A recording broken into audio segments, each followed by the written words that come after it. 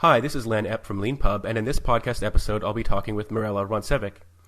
In addition to being a writer, editor, and publishing industry consultant, Mirela is the editorial director of No Shelf Required, an online resource for book industry professionals to help speed the spread of literacy and open access to knowledge, and which has a special focus on subjects related to ebooks and digital content.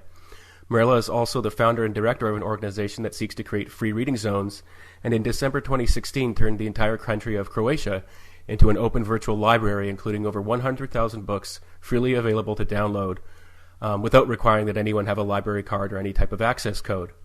In this interview, we're going to talk about Mirela's career, No Shelf Required, and her experience with setting up free reading zones. In addition to her work, I should mention, published at noshelfrequired.com, you can also read content by Mirela on her website at mirelaroncevic.com, and you can follow No Shelf Required on Twitter at No Shelf Required. So thank you, Mirela, for being on the Leanpub podcast. Thank you for having me. I always like to start these interviews by asking people for their origin story. And I was wondering if you could tell me a little bit about your history, how you became interested in the publishing world and in the library industry as well, and some of your experiences that led you to where you are today. Well, I always knew that growing up in Croatia, actually, I was born in Croatia. I moved to New York when I was a teenager. And I always knew growing up that I would be a writer, that I would be involved with writing in books. So it was no surprise that I ended up at NYU studying literature and journalism and combining the two. So getting that first job in publishing was a natural progression of my work at NYU as a student, as an undergraduate student, and then as a graduate student of comparative literature. So when I ended up in publishing, I was a standard editor. My first few years of the first few years of my work in publishing involved classic editorial work. I worked with books, and later I landed a job at Library Journal, where I wrote about books and reviewed them and wrote articles about the publishing industry. So it was a very natural progression that started during my college years. And from there, it just grew. And little by little, I ended up on the digital side, which was a surprise. It wasn't something I was pursuing. I fell into it. At first, I was very resistant. I was in my, at the time, mid to late 20s. And the job of the person who would handle ebooks at the time was simply given to the youngest person on staff, which was me. But I ended up discovering, not only discovering the potential of ebooks to transform the world in ways we haven't seen before, but I also became an avid ebook reader.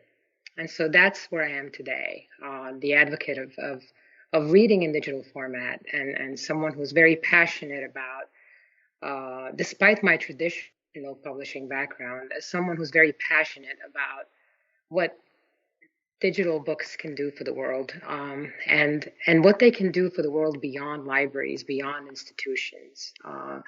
So this idea of one day, perhaps not in my lifetime, but one day, the world becoming an open virtual library is something that I'm naturally very drawn to. I'd like to talk to you about that in a couple of minutes. But before moving on, I think people might be interested in hearing about what the classic duties of an editor were in the publishing industry, and maybe how they've changed in your time, especially over that transition to digital. Well, I didn't spend as much time editing books in my career as I did working as a book review editor for a magazine, especially Library Journal, where I spent 12 years. But I did spend significant number of years as a classic book editor, managing editor, and acquisitions editor.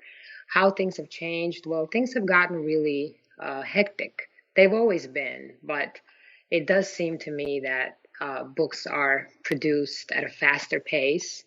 There is a lot more, simply because books used to be printed and now they're printed and digitized at the same time. So there are a lot of people involved with production of every book.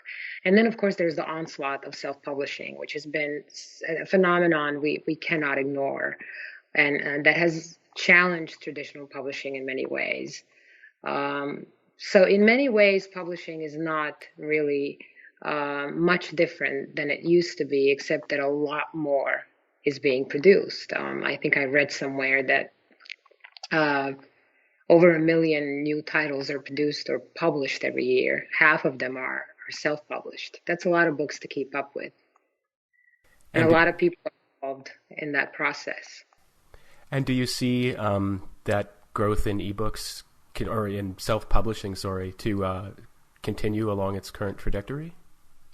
Yes, and that's the other. If I could single out two things that I focus on at No Shelf Required, the first would be obviously my passion for free access to books, but the second would be my increasing interest in self-publishing, coming from a traditional editor, from someone who spent 12 years of her career being a book review editor and being a firm believer that books need to be vetted and that there needs to be a strict filtering process in place, and that no book that isn't professionally produced inside a reputable publishing house could ever be as authoritative and as good as a book that's published by somebody on their own. I've come a long way in that thinking. I've really opened up, and again, ebooks had a lot to do with that. I opened up to self-publishing in recent years, and I because I became more educated about it, I took my time with it and to understand what is really out there, and discovered that there is a lot of good stuff out there. There are a lot of dedicated individuals working on various books, not all fiction, many nonfiction titles, even independent academics. People really, investing a lot of time and energy into crafting books that are worth our attention. So we use No Shelf Required as an outlet that promotes independent publishing. In fact, I don't like to call it self-publishing. I much prefer calling it independent publishing. There's just something more honorable about that, because there's a lot of discipline involved. And the more I read about these books, and the more and as someone who spends a significant amount of time now producing content on her own, it's hard work, and there are a lot of people out there doing it with a lot of dignity, and we have to pay attention to that, and they will not go away. And these new emerging technologies are really making it easier for them to publish their work. And not to mention, going back to the earlier question, what is different about publishing? One of the challenging things about publishing has always been how much good stuff is simply never selected to be published in the first place.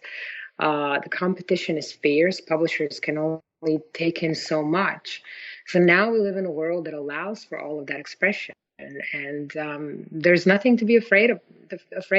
We simply have to embrace it. And I do believe that the good stuff finds its way to the surface, and that the world in general is pretty good at self-censoring, and deciding for themselves what they ultimately gravitate toward. It's a pretty organic process. Yeah, speaking of newish technologies, I suppose, in the self-publishing space, the giant in the room is Amazon, and I was wondering what your opinion is about the relationship that Amazon's developed with self-published authors, and seeing where they may be going. This will be one of those questions I wish not to answer, simply because I don't know much about it. I tend not to be so focused on the business aspects of what of self-publishing. I'm more drawn to it from an editorial perspective, and the freedom of it, and what the ideology behind it, more than the. I really have, I don't have any reservations about Amazon as problematic as it's been, its relationship with the publishing industry overall. I tend to be more focused on, the alternative models and the different things that we can do beyond. To me, Amazon is another version of. It's just a much bigger version of how things have always been sold and packaged. It's not radical enough. It's not showing the true potential of the digital medium yet. I mean, it's certainly making books more affordable. I'll give them that. But that has its own problems, doesn't it? Yeah. Certainly for the author.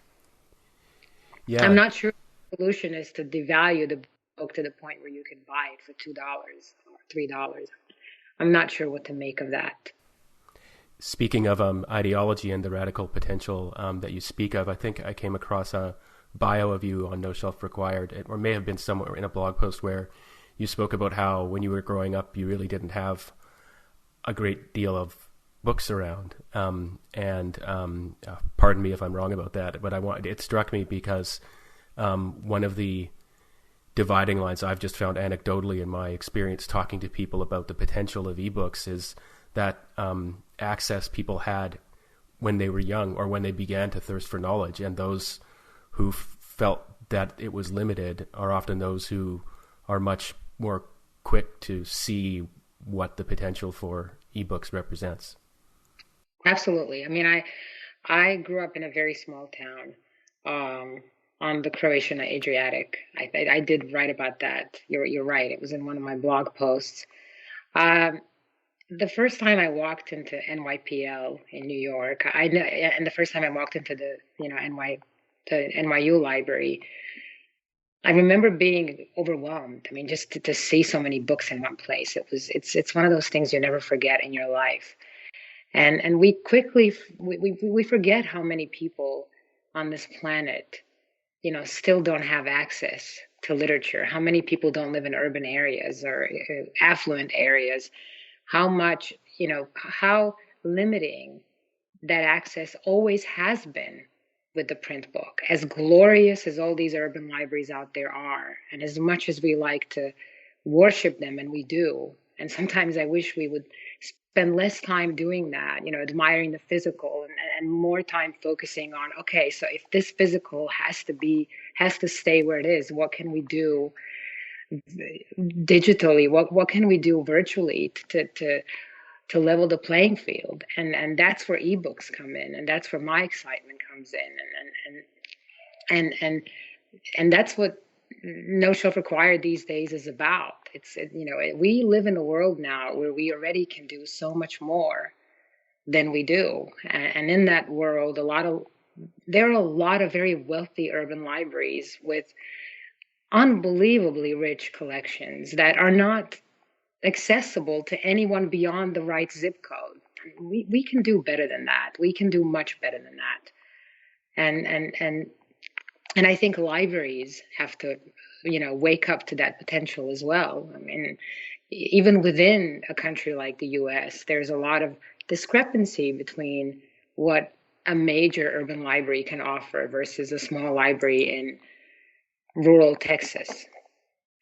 So to me, that's what ebooks are about. They're about democratizing the written word, the way even Gutenberg couldn't pull off. Print never really gave us that full democracy of the written word. It was always tied to the library, to the physical entity, to the city, to the affluent urban area. The ebook can be accessible to anyone, anywhere, period.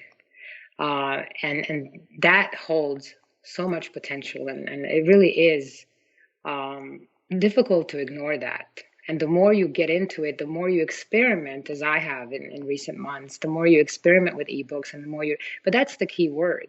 You have to be willing to experiment. Publishers have to be willing to experiment. Libraries have to be willing to experiment. We don't know exactly what or if there is the perfect model that can accomplish, all that we want to see with ebooks. But with all due respect to all my, colleagues in publishing, I don't think as an industry we've done enough, because we still rely on that old mentality. We buy, we sell, we borrow, we lend. That seems to be where we're stuck. And with ebooks, it really does not have to be just about buying or selling or borrowing.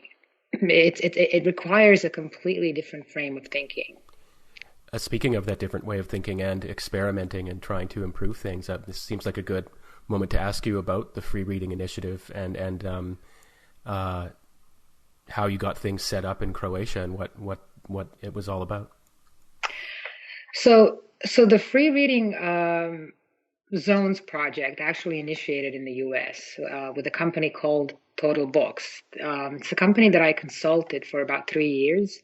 It's an Israeli company that entered the U.S. market about 3 years ago with a brand new model for reading ebooks. And I was very drawn to it from the very beginning because it was so radical, and it wasn't about buying or selling, but simply about um, paying for only for what you read. Now, not per page, not per view, but for what you actually read. Similar to how Skype works. If you load up your balance and you you read only a percentage of a book, you are only charged for that percentage. So Total Books became a good model for libraries because it offered instant simultaneous access to books, which has been a major issue with libraries, the public libraries in the United States, dealing with waiting lines, all kinds of restrictions placed on reading. So the libraries that work with Total Books had the option to to make those books available instantly in places other than libraries. For example, parks, um, any geographical area could be, turned into a free reading zone where with your library card, you can read. So it's basically going beyond the library walls to turn public spaces into these, areas of where culture is abundant, if you will. And it was a great way for libraries to attract more library card holders and encourage more reading. And then it dawned on me somewhere along the way, why do we have to only ask libraries to sponsor this reading? Why don't we go beyond libraries? Why don't we make reading available to people without restrictions? So even asking them to put in a library card still means that you're preferring library patrons in a certain area. So it's still not 100% free. So that's where the idea was born. The idea that the next step should be free reading anywhere where reading is welcome. If a bank wants to sponsor people's reading, or an insurance company, or any kind of government entity or organization that supports literacy, it can. And I thought that the Total Books model was a really good one, again, because of that instant access, because there's no buying and borrowing. The books simply are always available and exposed for reading. So the idea then becomes we transfer the cost of reading from the reader to the sponsor. So the first project I did that did not involve a library was actually turning a cafe into a free reading zone. And the cafe was here in Zagreb, in Croatia, the capital of Croatia.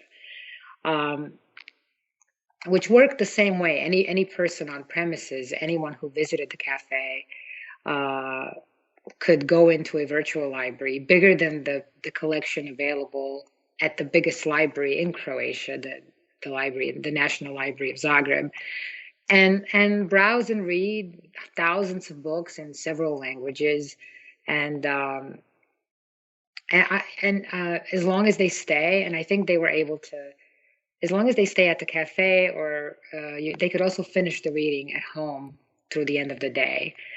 But that was more of a pilot. It was more of a staging for what would come next. And what came next was what I call the project of my life, the turning of the entire country. We went from a cafe to the entire country.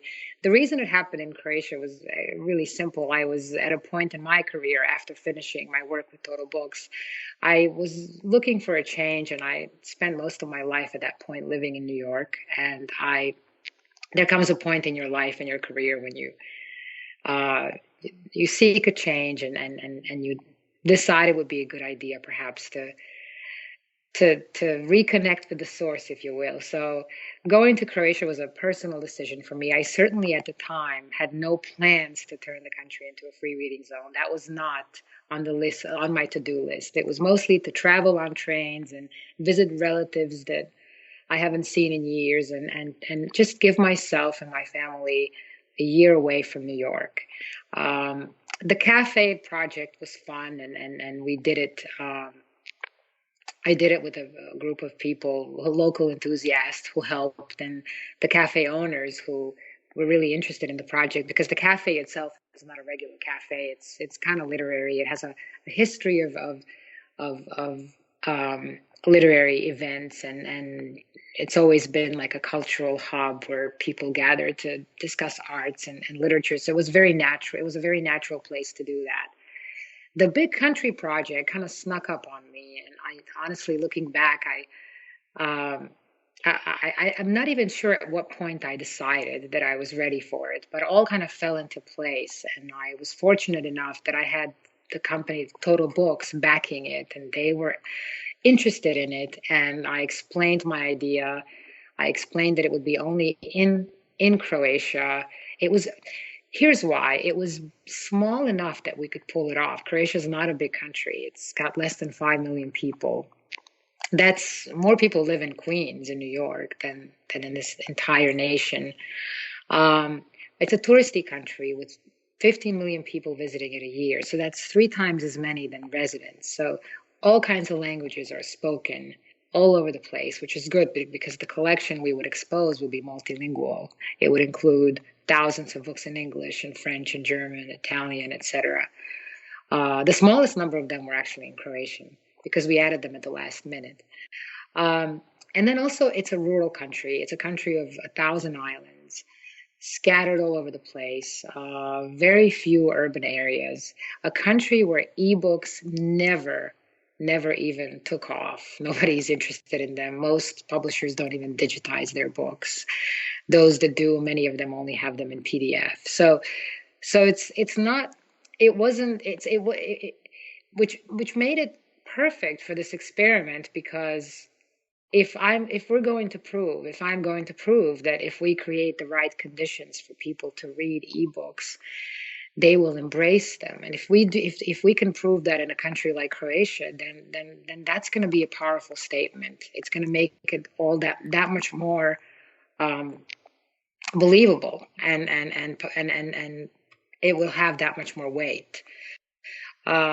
So it was a process. It didn't happen overnight. It took many. I certainly put my personal life on hold for it. It had many more challenges than I expected. I exposed myself publicly. I went on national TV, which for a writer, an editor, it wasn't exactly a natural atmosphere. But we understood that we had to build the momentum, that we had to explain to people what was about to happen, the uniqueness of the project, the revolutionary aspect of it, that no other country really, to the best of my knowledge, has ever attempted something like that. That one day in early December, they will wake up and the whole country will be an open library, and they will be able to go into this free app and just read for 1 month. And well, we didn't say for 1 month. We were hoping it would last longer, but it ended up lasting for a month.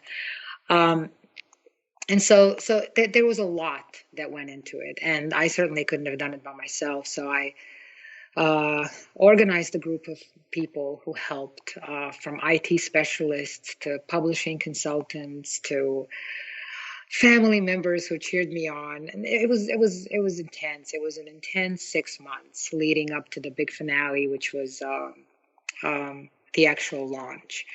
And then there was also another component, and that was speaking to potential sponsors and government officials. That was the most important and exhausting part.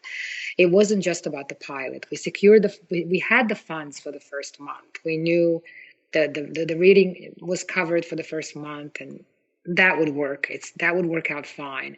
What I was really interested in is for the country, for somebody to pick it up so that it would not stop, so that it would continue.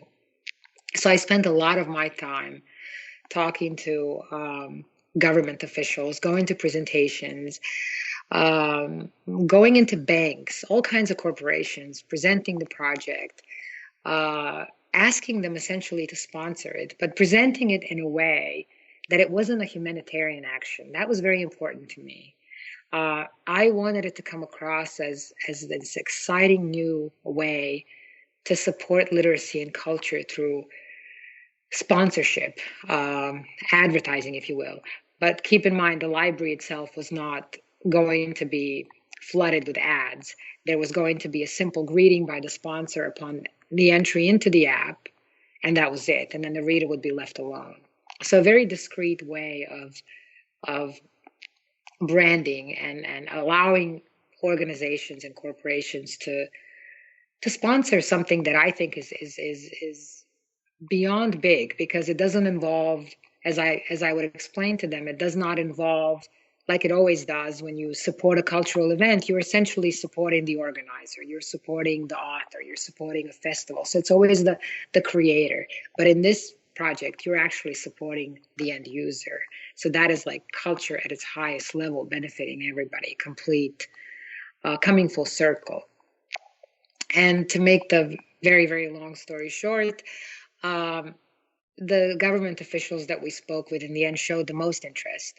We had several meetings with the Minister of Culture here, the Ministry of Tourism, as well as Education. And we are still in the process of waiting to hear from them, and hope, I really hope that that this inspires them to continue, because the project was a huge success. Thousands of people registered within hours. Tens of thousands of people read every single minute of the day. The support was enormous. People thought it was too good to be true. The only negative comments we ever got were at the very end, when we had to notify them that the pilot was put on hold until a sponsor was ready to continue. Why a sponsor? So that we could pay publishers, because that's what made this so special. I'm curious. I'm very curious about that aspect of it. So as I understand it, there was a pre-existing app. And by the way, what a wonderful story. And congratulations on your success with it. So as I understand it, there was an app that pre-existed, and then a really big part of the work that you did, I imagine, was convincing publishers to allow their books to be distributed through that app. And I was wondering if... Right. That was the work I did for Total Books. Total Books model, the pay-as-you-read model, only pays publishers for what is read. And this is a very radical concept. So I spent 3 years of my life as a consultant to Total Books, convincing publishers to sign. And I was pretty successful at it. We reached we created a very robust collection. Over 300 publishers represented. Very, very, very well-known brands. Brands like Lonely Planet, Berlitz, Source Books, F&W, a number of Canadian publishers too, ECW, etc. So this model, basically, the contracts that publishers signed with Total Books said, in a nutshell, you will get paid not for the price that you set every time somebody downloads. Let's say it's $20. If I download that book, but I only read $2 worth of it, I only read a few pages, we owe you $2 of it for that particular book. But we will pay you every time anyone anywhere reads. So it's incremental revenue. This is a departure from what publishers are used to, because they are used to making predictions and getting the $20 for every book they sell. Whether people read or not is really not the concern. But all of a sudden, with this new model, it becomes very much part of the game. So, and in all honesty, many publishers are still not ready for that. That they will only be paid if people read. It's almost like we're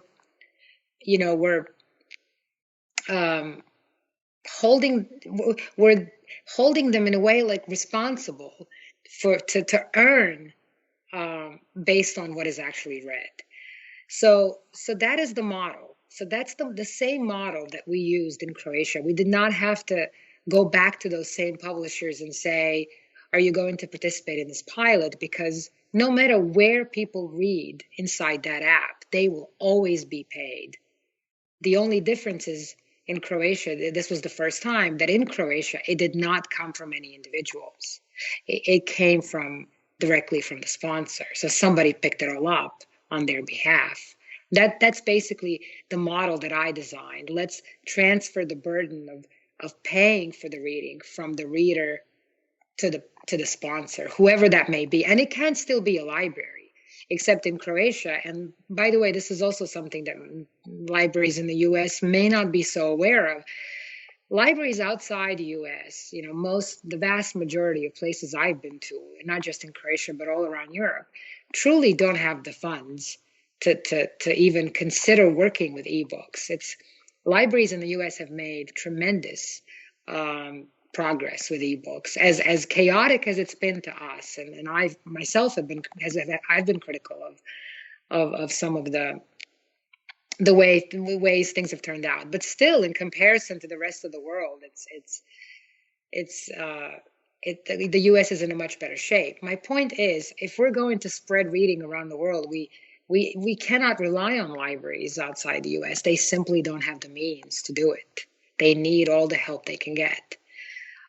So in Croatia, publishers, we just used the collection that Total Books already has and that it already makes available for reading. It did not affect publishers. I don't know if I'm making sense. I hope I am. Yes. So that's really all we did. We used the same exact existing app, but we gave it a new name. It was called Croatia Reads. And it looked exactly the same as the Total Books app. The only difference was that there was no one keeping track of your balance. Inside Croatia, there was no balance for the individual user. Oh, that's very interesting. And how was it the app aware of where the user was? There are several ways to do it.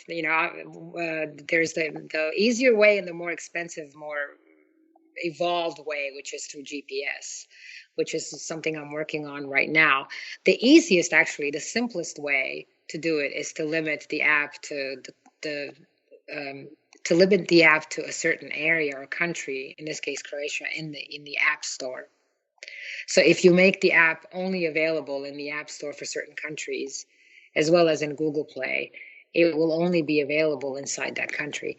But that makes it a little bit more challenging for tourists, because in that case, if a tourist arrives from the US, he still has the US App Store in his app. So in that case, GPS is a better option. But free reading zones can work several ways. It can be via IP address, GPS coordinates, or simply by limiting the app to a certain country inside the App Store. Thanks for that. That's a very clear explanation, and I think I'm getting a much richer understanding of what you're up to. I wanted to go back to libraries again. Okay. You said some things in your blog post that I found created an original pattern in all the reading I've done around ebooks and print books and libraries and things like that. And so I'm going to quote you a little bit. But you have, and yet this goes back also to your wonderful point about actually doing experiments, right? And how this free reading zone in Croatia was a big experiment to see, how people would respond. And you say, quote, "Readers do not care to get ebooks through libraries. Like other digital content, they simply want to access ebooks freely and without a cumbersome process," end quote. And you also talk about how there is no clerk keeping track of what they were borrowing or buying. And one of the reasons I found these observations or these results so fascinating is that it gets at the heart of a kind of contradiction in the print ebook discourse that I've seen, where on the one hand, people will be critical of, say, big companies like Apple or, say, like Amazon for gathering data on us in order to, let us know recommendations better than they would otherwise for the next book to read.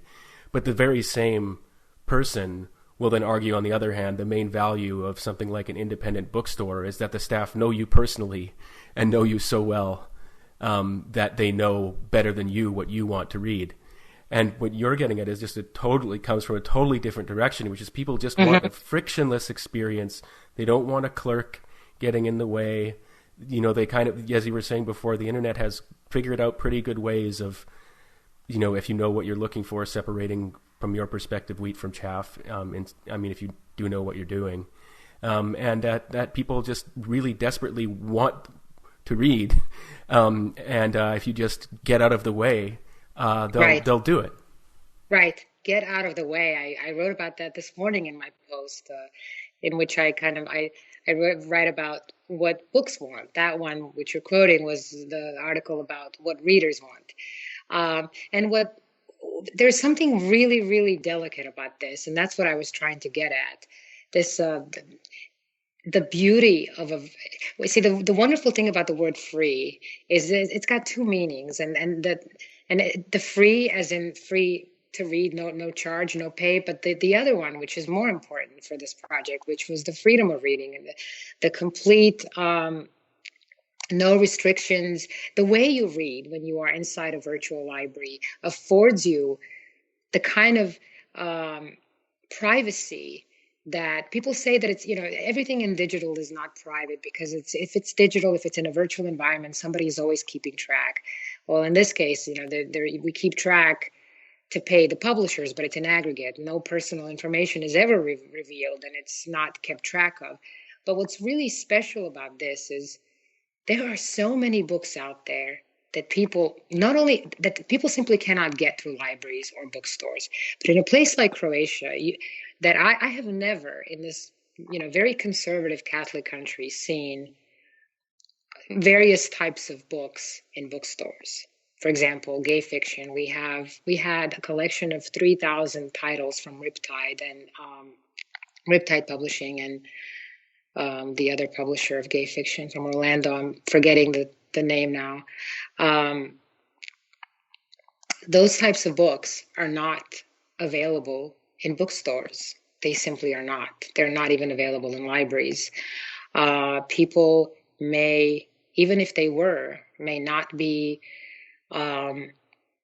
as comfortable buying them or checking them out, or books about domestic violence or any kind of sensitive topic that for whatever reason a person wants to keep to themselves in private. The wonderful thing about reading in a virtual environment is that nobody stands in the way between you and the book. And I'm a big, big proponent of that, this idea that everybody gets out of the way. And I'm coming from a former book review editor. We need to get out of the way too. Our job is to produce, create, and make available. And once we do our jobs as publishers and librarians, we all need to get out of the way. I really believe that we overthink vetting and filtering. We overthink recommendations. One of the most important feedbacks we received was how much people enjoyed browsing. You cannot browse like that in a physical environment. You simply cannot. And I don't like to, I've always, since day one, believed that one format did not compete with the other, and I still believe that. I just like to focus on the strengths of both formats, print and digital, and these are the strength of the digital format, that wonderful privacy that it gives you to explore the way you cannot explore in a bookstore or a physical library, and going in and out of books and reading parts of books and creating your own shelves. This was the wonderful feature of the app. It allows you to build your own shelves and then share them with others if you choose. That exploration part, browsing, I think that all reading matters. I don't believe that you have to read everything cover to cover. I think that we learn even when we read in fragments. I think it all matters, and that the perfect library of the future is that virtual, that river of knowledge that flows any way it wants to. And books have a way of finding readers on their own. It's a wonderful process, and I think that we don't allow for it enough. There are so many people in the middle, so many middlemen, so many. And with Croatia Reads, there was none of that. There's nothing waiting for you there but this wonderful library, and all you have to do is download and read. And you can, read and look at other people's shelves and recommendations, but inside the library there's none of that. I really welcomed, people later said, why don't you have the social media component where people can discuss books? And I said to someone, well, I kind of liked that this older app did not, because it really was just a library. So, we live in a world where everybody's a critic. Everybody has something to say. It's overwhelming. So there's something really wonderful about a digital library without the comments section. There's the book and there's a shelf, and you get to go in and out of books, and that's pretty much it. You're on your own. It's very quiet in there. Speaking again of being on your own, I wanted to circle back before we move on to discussing the future perfect library, which I'm very interested in hearing about. The point you made about locality. This is a concept and privacy. This is a concept that people often, I think, romanticize. I should read local authors, and I should read the limited selection of books that my local bookseller chooses to make available to me. And I think, again, people who perhaps grew up totally in sync with their environment, or alternatively with a sense of total abundance and no sense of lack, are often very insensitive to what it's like to have needs like the ones you described, say for a book on domestic violence in a place where you might want to keep that private, or where those books aren't even available in the first place. And that locality, restricting oneself to one's locale, can actually be a kind of prison rather than warm and fuzzy activity. Right. Yes, I have nothing to add to that. Sorry. Yeah, I guess you just said it nicely, very nicely. I have all these different ways of saying it too, not just negative, and sad Sure. things like, a woman walking into a library just kind of wanting to help herself, or being in a difficult situation, but also like the lighter, more enjoyable metaphors, like, I have 2 PhDs, and I'm on vacation, and I just want to read a trashy romance novel. Right. I just wanted to sink my teeth into it. So just allowing people to have the widest range. Right. Because I think one of the wonderful things about, what we can do with monitoring reading and having the data that shows in aggregate, again, very important, what people, not what people read, but also how people read. People have the widest interests. Would you believe me if I told you that the most popular books are not the most read? That the books that are the most well known in the total books collection are often the most downloaded, but they are not the most read. People often download books impulsively because they want to be part of a cultural phenomenon. This is all part of that PR machine that the publishing industry drives all over the world. So I will frantically download 50 Shades of Grey because I want to read it, because I somehow have to, because if I don't, I'm not part of this. I will not be able to keep up with the cultural dialogue, even though really it doesn't interest me that much. So when I'm in that virtual environment, this is why that incremental revenue makes so much sense, because people read all kinds of things. They stop, they read, they start reading a book, they stop. Best selling has never meant most read. It's just that we never took the interest in that. The publishing industry has never really been interested in, are people actually reading what they're buying? And very often they don't. But in a virtual environment, you can take a book that's 20 years old and discover it for the first time. And to you, that is a brand new book. I read The Power of Now 3 years ago. I was at a point in my life when it started to matter to me. When it came out, I think it came out in 1996. I was still in college. I had no use for that book at that time and at that age. So to me, The Power of Now, 20 years later, was a discovery, a revelation. So this is, again, another drawback of print books. They are not available to us at the point of need. And that need comes to us at different points in our lives. So there's that too. There's that element of what is new, what is old. That's one of the most challenging things about the publishing industry, is how did it get so impatient with books? We publish so much stuff. Books age quickly, so quickly. Why?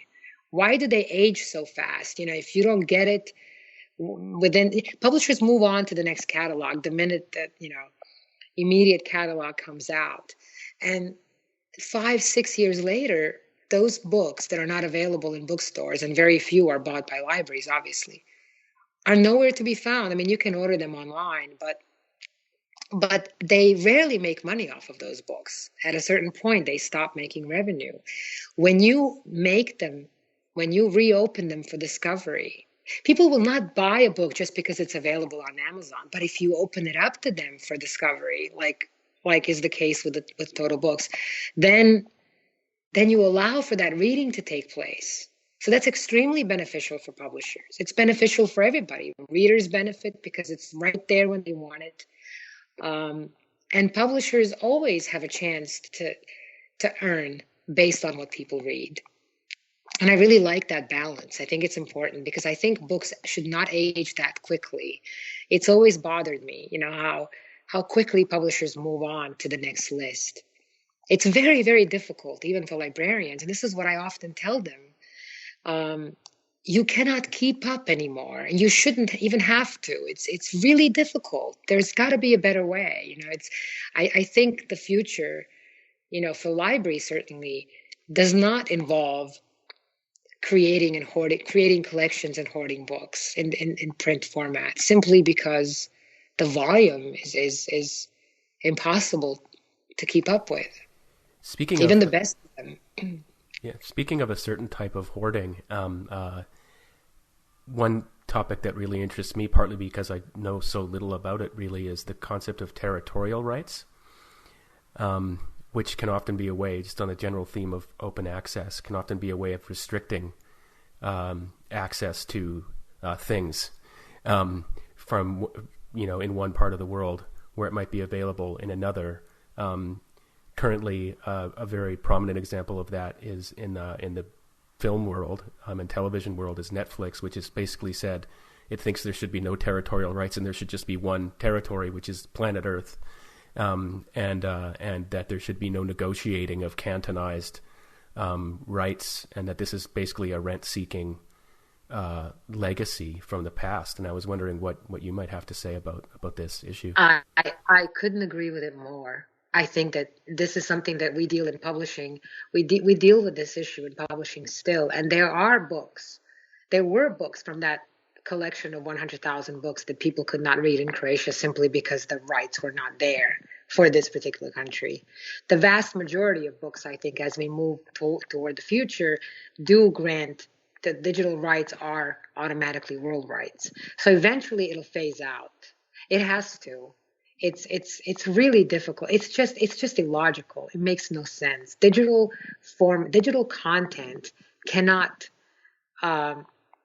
function otherwise. It's restricting it in ways that makes it impossible for it to flow. And we also live in a world where people travel all the time.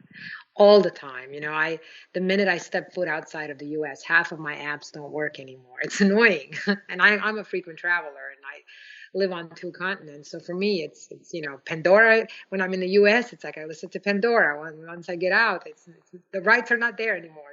That's what you get when you click on Pandora. It tells you, sorry, rights are not available for this country. So Netflix, interestingly enough, is available here, and I enjoy it every day, but not the same Netflix. So even they are dealing with these rights issues, and not all movies are available in every country at every time. But that is the future. That's that river that I love, the metaphor of river, the flowing river of content. That's the river of the future. It's like to me, books are in many ways not different than websites. They're containers of that house content of some kind, and the same way we can go on a website and read the content there, we should be able to eventually consume all content that way, including books in digital format. But I have to say, to give credit where credit is due, it's getting better. It's getting much better than it used to. And it's not as big of an issue as it used to be. I think it was a much bigger problem 10, 15 years from now. As new books are released, digital rights are handled in such a way that they're pretty much automatically, worldwide. Well, that's really great news. Well, that's been my experience. I do want to say that we still haven't worked with the big 5. It may be more complicated with some of their books. And the only reason we don't have the Big Five content that we haven't used in Croatia is because the Big Five publishers, they simply are not ready for this experiment. They are very much adhering to the traditional one copy, one user model. And I would love nothing more than for them to open their doors to us. But that has not been something I've been able to conquer yet. But I will keep trying. Speaking of a new and better future and the river, I was wondering if you could talk just for a few minutes about what your vision, your current vision. I mean, of course, there will still be experiments to do, but what your vision is of the global open virtual library. How would it work? Would it have a sort of single central administration, or? Well, I have visions of it that, somebody asked me in an interview, what is the ultimate free reading zone? That was a question. I remember that was the question. And I answered, well, the world is the ultimate free reading zone. So not a particular country. But I do think for many, many reasons, we have ways to go to get there. It's not going to happen overnight. And it's probably not going to happen in my lifetime. It's possible. It's possible that it'll happen sooner than we think. Is the technology already there? Absolutely. Can we make every book available to everyone on the planet right now? Absolutely. But there's a lot at stake. There's an army of people who work in this industry and families that need to be fed and supported, and business models to be protected, institutions and to be protected. So the way to move forward, I think, toward that ultimate goal, this is why I believe in free reading, this concept of zones, is because they're more manageable financially speaking. They're more manageable. So when you take a country like Croatia, you can get a lot of government entities involved to pay for its citizens to read, to take the money that they set aside for literacy and education and cultural budgets, to support what matters to them. So when it's community driven, it's a lot easier to manage financially. Now, turning the United States of America into a free reading zone would be, it would be a huge endeavor involving millions and millions and millions of dollars. So it's not going to happen. Croatia, again, is a small country, so it made a lot of sense. Many cities around the world have more people than the entire country of Croatia, but a lot of cities out there could be zones. I think the way to get there is for libraries right now to rethink their presence.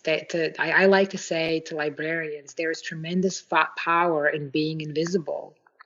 So this idea that if you are in the right zip code, you get to use the right library is should stay in the past. And I want to see libraries show more courage there and more support for areas beyond the areas that they serve. I mean, it's complex. We know it's all tied to taxpayers' money, et cetera, et cetera. But still, I think we can aim higher. I think that, this is books. This is not Prada purses. This isn't fashion we're talking about. This is knowledge. This is the sharing of knowledge. If MIT can educate millions of people for free by exposing its digital content online without it hurting, the whole physical experience on campus. I don't know if you're familiar. I hope you are. With MIT's open courses online, open to people all over the world. Yes, I'm familiar with that. Yeah. Right. So there's no reason that libraries cannot do something similar with books. Is this the only way to do it? Probably not. This is the way I've done it. This is my first attempt to try something beyond. This is the big. It's a bit of a scary phrase, but I'm starting to use it more. I notice when I speak about it, detaching knowledge from institutions. That's what this is about. Detaching it not in a negative way, but in a way that it just gives it the wings to fly to wherever it needs to go. That's what the future is about. That's the next step for libraries. Libraries spend um, a lot of time, and this is universal. It's not just in North America, defending the physical entity, the physical institution. This idea that you come to the building, you go where the knowledge is very old school to me. So the mentality there needs to be reversed a little bit so that it becomes exciting that the knowledge goes out there, not the other way around. And this is my challenge. This is something that I write about, sometimes more successfully, sometimes not so successfully, but I try to capture that. I try to capture this idea that knowledge does not want to belong. It really doesn't. It's the opposite from what libraries think, because it had to be guarded in printed format. But digitally, it requires a completely different way of thinking and going about it. So I challenge libraries that way. I challenge them to not be the guardians of knowledge in digital format, but to set it free. Well, And that on that note, well, no, please finish.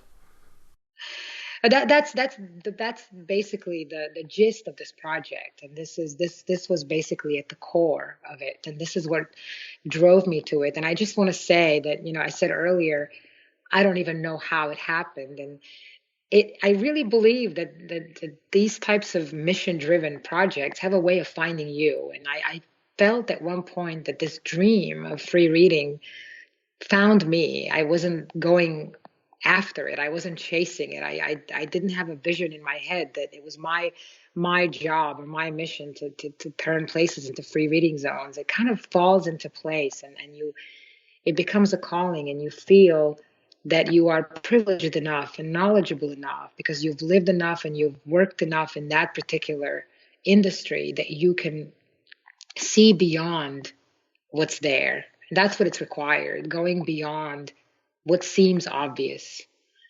And that is the ultimate goal. That is, detaching knowledge and knowledge flowing outward, and librarians actually holding the key, being the key to freeing that knowledge.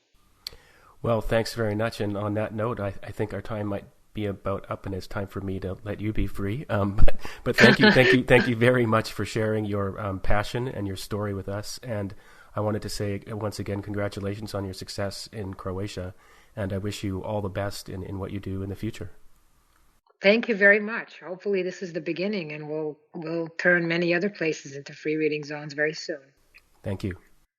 Thank you.